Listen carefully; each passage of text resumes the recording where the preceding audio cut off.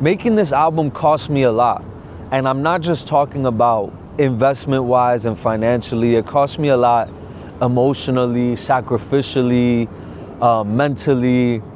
You know, as I mentioned previously, like between losing someone super important to me and dealing with that trauma, going through those feelings, living through that experience, but also something so beautiful and so fruitful, like getting married and moving into my own home with my wife and starting this new life experience, all while also trying to pursue this beautiful dream and continue to create music that connects with people.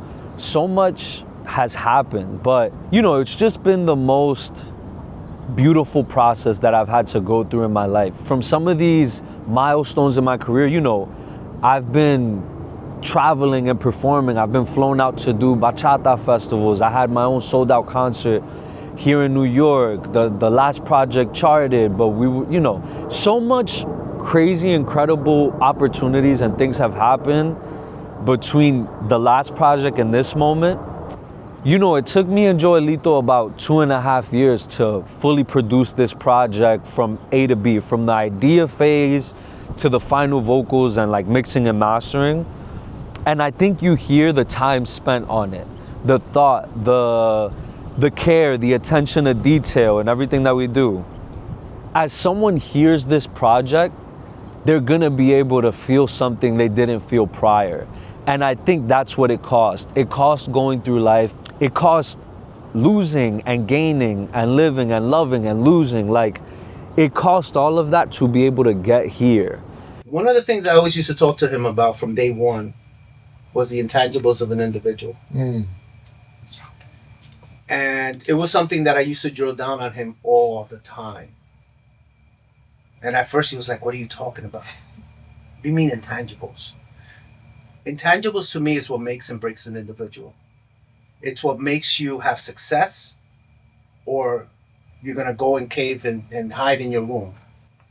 It's the individual that knows how to tackle life and tackle what's up ahead of you that you're not aware or see. It's not just about singing. It's way bigger than that, if this is what you want to do. And the intangibles that Frias slowly developed through time, and one of the tests was me being, honestly, a jerk with him sometimes, or being blunt with him, or being an ass the way he says, and questioning him and drilling him, was to see if mentally he can handle it. Because I said to him later on, if you can handle me, then you're going to be fine out there. Wow. You know, so intangibles, dedication, persistent, struggle, focus, the want to, the awareness, the being able to, when everything is caving in on you, to still get up that day when you don't want to do anything, when you don't feel like getting out of your bed, when you don't feel like doing anything, but you knew you had to meet up with me. And you knew that the clock was ticking and you had to be at 2 o'clock, let's say, in the afternoon. But you still managed to get out of that bed, feeling however you were feeling, and you managed to make it here. That I told him one time, I said, there's probably less than a 5% of individuals that will go through what you go through and what I put you through in order to get to this level. Dominican Republic for me is a place where I'm able to get ideas rolling. I don't know what happens once I get there, but when I go back home to DR, I'm able to just get the creative juices going. And during this album process, like in the middle of the album process, I took a trip out to DR with my wife and a couple of my friends, and we went beach hopping. And in between the off days, I would just try to get in and finish writing some of these songs, whether it was sitting on the terrace or while we were driving. It literally, we could have been doing anything, and my brain was computing like, what can I do to finish some of these songs? Because even though the project's called NUEVAYORKINO, bachata is a Dominican genre.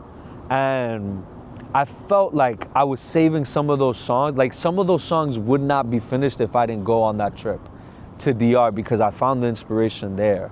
And that trip was definitely important for me, you know? This song's not finished yet. Still getting finished. But the bachata test is how good a song feels when you play it in DR.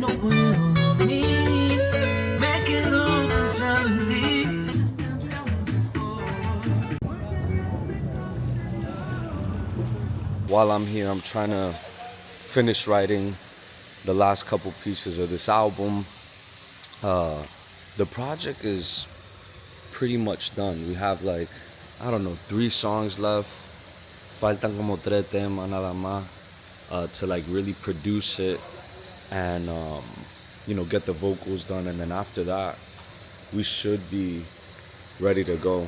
It's honestly like an honor to be able to be like front seat or like be in such close proximity into his brain, because honestly he's like the most fascinating human I've ever met in the sense of like his creative abilities. So for example, I mean, when we're home, he'll just get an inspiration. It could be any moment. It could literally be while we're like, I don't know, organizing or like cooking or anything like that. Like he'll just think of a song and like write it down.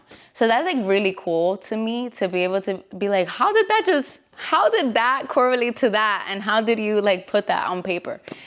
His creative brain is just chef's kiss. And I love it. It's honestly an honor to see that, because I'm not like that.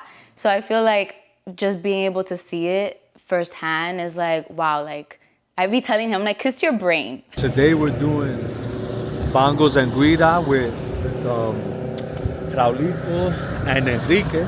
Mano, ¿Qué es lo que, José? ¿cómo estamos? Bendiciones, pai. No, Raulito, tú sabes que Raulito es low key, Raulito no anda en año nuevo. Llegó la grasa. What's good, my brother? El diablo, loco. Enrique Guira, el mejor, la pámpara. Algo así. Te fue infiel. El mejor. Eso. Ya, Raulito.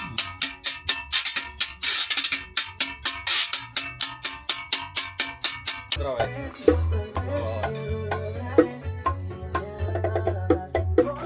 Today we're doing background vocals for some of the songs on the album. Soñar Contigo, Empezar de Cero.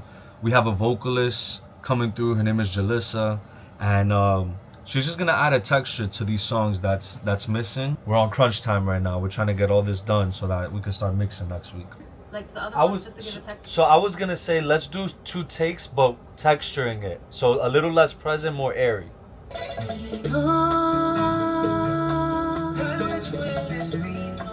Yeah, I like that more. So that one is just no. Oh, okay. So back to the normal one. So it's not. So can she hear me? Sorry. So this right here is not no. This one is just no. Just no. Uh huh.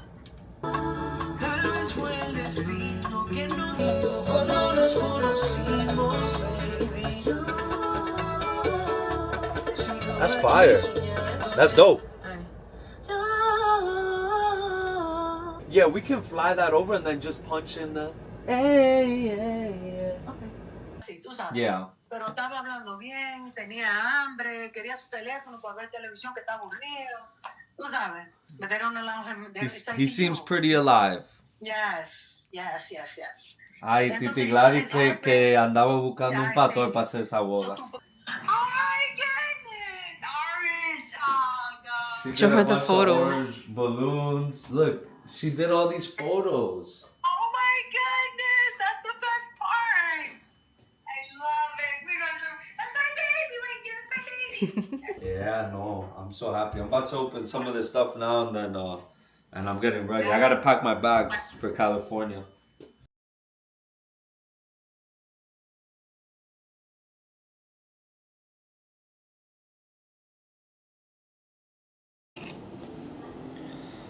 Currently, I'm in Dominican Republic, here in my grandmother's house in Moca.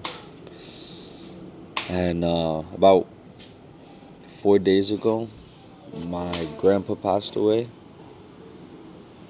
And my whole family's here in DR. My grandfather was like my second dad. You know, when I would spend every summer in DR here in his house, and then when he would go to New York for months at a time, he would stay with my family in our house in Queens.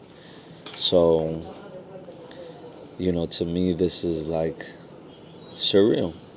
But I feel peaceful because I know my grandfather's with Jesus. And I had the best experience with him as a grandson. Like, I don't feel like, oh, I didn't get enough time. Like, I spent all the time with my grandfather. I came to DR multiple times a year to be with him. When he was in New York, I was with him all the time. And so he had such a fulfilled life. Before he passed, we celebrated his 80th birthday.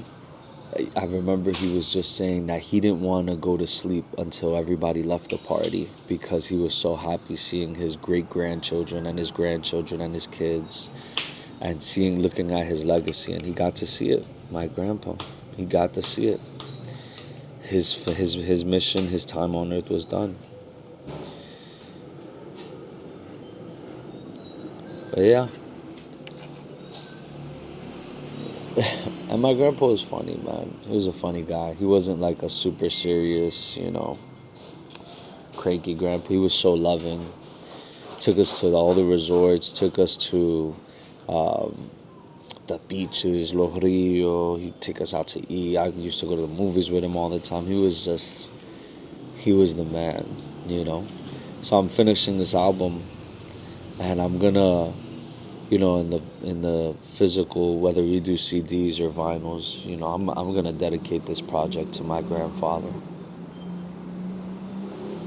and to his life and his legacy.